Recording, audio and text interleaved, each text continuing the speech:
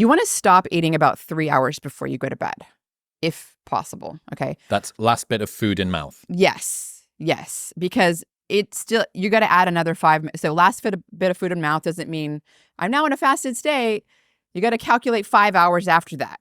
It takes about 5 hours to digest. Okay. So after the 5 hours after your last bit of food in your mouth, now you're in a fasted state, right? So that's going to be when you're sleeping, most likely. You don't have to skip a meal. You can eat your food within an 8-hour period and fast for 16 hours without having to skip a meal most of the time. Unless you're an entertainer and your meals do come later, but still, you can still, like, everything's just shifted over.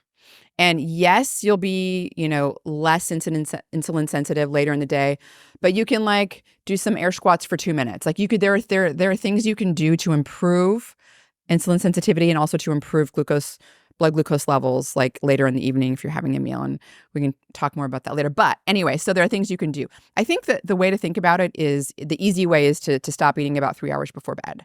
That's a really easy. And also your sleep improves because when